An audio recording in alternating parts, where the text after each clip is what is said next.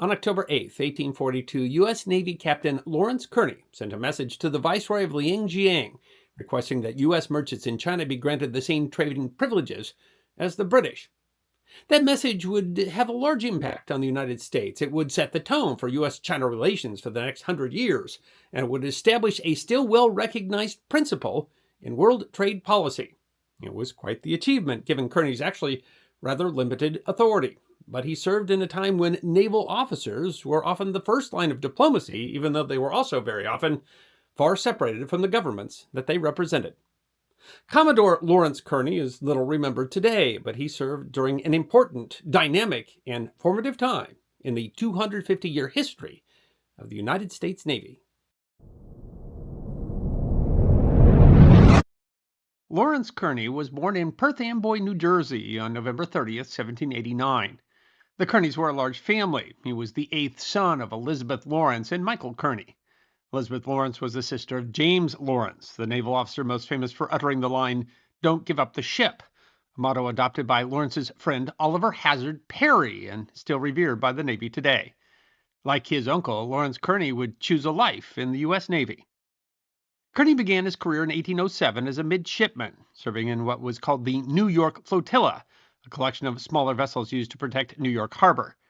This put him under the command of Commodore John Rogers, an officer who had established some of the most important traditions and standards for the Navy. That year, Congress had passed the Embargo Act, an act that was largely intended to convince Britain to end the practice of boarding American vessels and impressing sailors, the primary complaint that would lead to the war in 1812. The war in which his uncle was killed, and a war in which Lawrence Kearney would distinguish himself. He subsequently served aboard two of what were called the original 6 frigates, USS Constitution and USS President. He began the war aboard USS Enterprise, a schooner with which he would later distinguish himself, but during the war commanded smaller vessels, the schooners Caroline and Ferret, which was grounded and lost in February 1814, and the 13-gun brig Nonsuch, defending the coast of South Carolina. In March of 1813, he was promoted to the rank of lieutenant, or lieutenant commandant, meaning a lieutenant in command of a vessel. In February of 1815, towards the end of the war, he engaged in a heated action near Charleston, capturing a British barge tender, an act which gained him attention in the newspapers. As an example of the variety of tasks being addressed by naval officers of the time, in 1819, now in command of the Enterprise, Kearney was sent to capture the merchant schooner Retrieve, the victim of a mutiny masterminded by a mate named George Brown, who on a voyage between Mexico and New Orleans, a thirst for gain induced him to impart to the crew the determination to murder Captain Lewis, which they assisted in. Kearney traveled to Honduras and retrieved the vessel, as well as Brown and another mutineer who had been arrested by local authorities. In gratitude, the National and Union Insurance Companies presented a handsome set of plate to Kearney for Enterprise.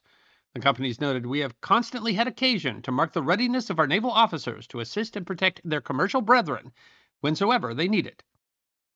But the more common job was fighting pirates. Naval historian Charles E. Brodeen, Jr. explained the pirate problem in the West Indies. Between 1790 and 1830, the area encompassed by the Gulf of Mexico and the Caribbean Sea was one of the most troubled and disordered regions of the world. Political and military turmoil generated by the Napoleonic Wars and the Spanish-American Revolutions had virtually eliminated effective government in many of the islands and mainland colonies bordering these waters. Because government officials were either too weak or lacked the resources to maintain law and order on land or on the high seas, piracy and illegal privateering activities in the region flourished. The number and violence of practical attacks on American shipping in the West Indies had reached such heights by 1819 that the U.S. Congress was prompted to pass an act to protect the commerce of the United States and crime of piracy, signed into law on March 3rd of that year. This statute authorized the President to employ the Navy for protection of American merchantmen and the suppression of piracy. This legislation resulted in the creation of the West Indian Squadron, the Navy's first fighting force dedicated to combating piracy. The act represented the concerns of the impact of piracy on a nation dependent largely upon sea commerce. It took the matter seriously. The penalty for people convicted of piracy was death. The small fleet of schooners that largely made up the squadron were colloquially called the Mosquito Fleet, and Kearney was again under the command of another legend in early U.S. Navy history, Commodore David Porter. In 1821, Kearney and Enterprise were operating in the Gulf of Mexico when they captured 4 schooners and a sloop in the act of robbing the ship Lucy's of Charleston. The captain of the trading brig Aristides of Boston, who had been robbed by pirates to the point that they took my chronometer and everything I had, even robbing me of the jacket I had on, leaving me almost naked, thanked Kearney for his kind assistance, friendship, and hospitality. He offered me his own clothes, as I was destitute of everything. In May of 1821, Kearney and Enterprise moved against one of the most famous or notorious pirates of the era, evicting Jean Lafitte from his base on Galveston Island after one of his ships attacked an American merchant vessel. In 1823, Kearney was in command of the schooner Greyhound, accompanied by the schooner Beagle, who was patrolling near Cape Cruz on the south side of Cuba when a shore party was attacked with muskets and blunderbusses, although they did so without effect. Determining the attacker to likely be pirates, Kearney ordered the two vessels within firing distance of the location where the fire had originated. He then sent a shore party of some Marines, which he put in command of another young officer, the adopted son of Commodore Porter, Lieutenant David Farragut. The attack forced the pirates to flee, but unfamiliarity with the terrain prevented pursuit. Kearney reported to Porter, "As a singular instance of the growing propensity of the present age for piracy, I have to inform you that even women and children were of the gang." In 1825, he was promoted to Master Commandant, and having seen success and acclaimed fighting pirates in the West Indies, was sent to fight another set of pirates that were vexing the U.S. merchant fleet. Peter Swartz of the Center for Strategic Studies explained in 2003, during the Greek War for Independence, the Greek Navy turned to privateering to support the revolt and attacked merchantmen, including American merchantmen. This the United States would not countenance, and so the United States Secretary of the Navy dispatched a powerful reinforcing squadron. As part of the squadron, commanded by John Rodgers in his flagship North Carolina, Kearney was given command of the new sloop of war, USS Warren. Swartz writes that in October 1827, Warren captured their first Greek-flagged pirate ship, ran another aground, recovered an American and an Austrian vessel that had been taken by pirates, and bombarded the island of Mykonos in a successful attempt to force the return of captured American cargo. Warren remained in the Mediterranean until 1828. Appleton's Encyclopedia of American Biography, published in 1900, explains, he successfully attacked the Greek pirates, broke up their strongholds, and finally dispersed them, frequently capturing several vessels in a day, and at one time had more than 100 prisoners aboard his vessel. Upon his return to the United States in 1832, Kearney was promoted to the rank of captain. He held important commands, including the ship-of-the-line USS Ohio. He was considered for command of the 1837 United States Exploring Expedition, although he apparently declined. He was later given command of the sailing frigate First Class USS Potomac. In 1841, Potomac was in Rio de Janeiro with the Brazil station when Kearney was advanced to command the East India Squadron. The U.S. Naval History and Heritage Command writes, as early as 1831, piracy and other dangers threatened the expansion of American trade routes in Asia. President Andrew Jackson established the East India Squadron in 1835 to protect American lives and property. The squadron had seen action in the Second Sumatra Expedition, again pursuing pirates. Commodore George C. Reed had commanded the expedition of the ships USS Columbia and USS John Adams. On the return voyage in 1839, he stopped in China, where he was informed of difficulties for U.S. merchants regarding the opium trade. Warhistory.org explains the situation of foreigners in China was becoming critical due to the traffic in opium. Import of the narcotic had been made illegal by imperial edict in 1800. Nonetheless, because it was one of the few items for which Western merchants could find a Chinese market, the quantity sent to China from India and Turkey grew steadily. The Chinese made a decisive step to end the opium trade in early 1839 by appointing Lin Si-Hsu High Commissioner for the Canton region, with special powers to suppress smuggling of the drug. Lin proceeded quickly and effectively by demanding that all opium be surrendered immediately, enforcing his demand by stopping trade, ordering Chinese servants to leave the factories, and detaining 16 foreign merchants as hostages. 2 of the hostages were Americans, but Reed saw no opportunity to help them.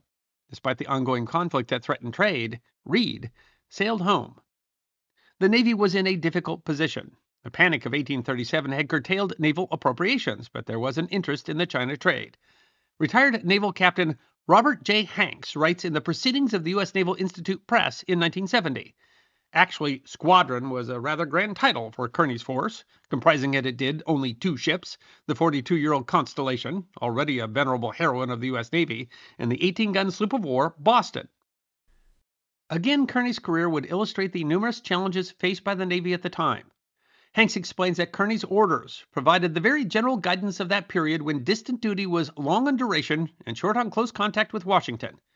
They directed him to protect the interests of the United States and her citizens on the coast of China, to pay proper respect to the strange foreign and domestic policies of the Chinese, and to prevent and punish the smuggling of opium into China by Americans or by others under the cover of the American flag. While the first Opium War between the United Kingdom and China had ended before he arrived, Hanks notes that trouble remained. While the U.S. had been neutral, the Chinese had not always made a distinction between foreigners, and some U.S. property and citizens had been attacked during the conflict.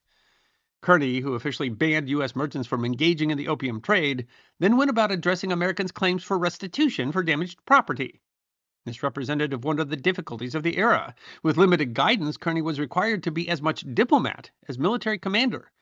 Considering the claims, Hanks writes, some he considered to be valid, others to be gross overstatements. He so impressed Ke Ying, the viceroy of the province of Lianjiang, that Ke wrote to the U.S. consul that I have heard that the new arrived commodore manages affairs with clear understanding, profound wisdom, and great justice. Ke trusted Kearney's claims, which were paid, delicately disposing of a thorny issue. But then another issue arose. Kearney traveled to Hong Kong to, Hanks writes, pay his respects to the British flag officer commanding. It was there that he learned details of the Treaty of Nanking being negotiated to end the Opium War. Among other things, the treaty, being negotiated by Ke, opened 5 ports to trade with the United Kingdom. He learned with deep interest the high imperial commissioners, deputed to arrange commercial affairs with the British, are expected to arrive in a short time at Canton, and that a commercial treaty is to be negotiated to operate in favor of the British merchants exclusively. He then made a simple suggestion. The undersigned is desirous that the attention of the imperial government might be called with respect to the commercial interests of the United States, and he hopes the importance of their trade will receive consideration, and their citizens in that manner will be placed on the same footing as the merchants of that nation most favored. Hanks writes, thus he officially enunciated the most favored nation doctrine, and laid the foundation for the open door policy proclaimed 57 years later by U.S. Secretary of State John Hay. It was an astounding coup for U.S. trade, made so far beyond his authority that when presented with a treaty he had to promise the viceroy that an agreement would be forthcoming, as he actually had no authority to authorize treaties. As a result of his actions, President Tyler sent envoy Caleb Cushing to formalize the treaty. Hanks writes, in the best tradition of the U.S. naval officer of pre-radio days, Kearney had spent nearly 2 full months representing the United States in a distant and little-known land during a period of great turmoil. Proceeding on his own, using the nicest sense of judgment and diplomacy, Lawrence Kearney won an invaluable concession for the United States. On the way home, Kearney stopped in Hawaii, where he sailed right into the Paulette affair. Royal Navy officer Sir George Paulette, commanding the frigate HMS Carysfort, had occupied the islands and demanded that the king, Kamehameha III, cede the islands to Britain or face bombardment.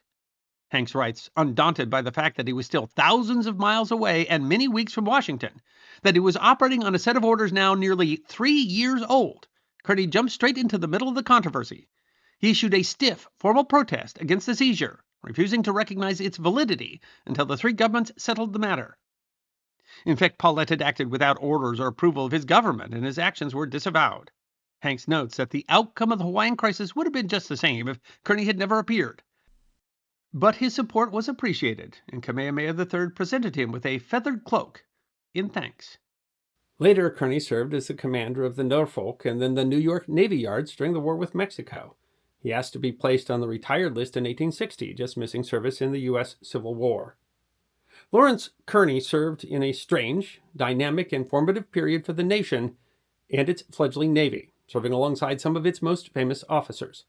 His service was representative of a time when naval officers had to face unique challenges and were often the first line of diplomacy and defense for a maritime nation, a time which, Hanks notes, naval officers, operating far from home on extended cruises, for all practical purposes, completely isolated from governmental direction, acted on their own initiative to promote the interests of the United States. Such freedom, Hanks notes, came with awesome responsibilities that he says Kearney accepted readily, and which he discharged with consummate skill, helping to establish some of the finest traditions of the Navy and its unofficial motto, Non sibi, sed patri, not for self, but for country. I hope you enjoyed watching this episode of The History Guy, and if you did, please feel free to like and subscribe and share The History Guy with your friends. And if you also believe that history deserves to be remembered, then you can support The History Guy as a member on YouTube, a supporter on our community at Locals, or as a patron on Patreon. You can also check out our great merchandise shop or book a special message from The History Guy on Cameo.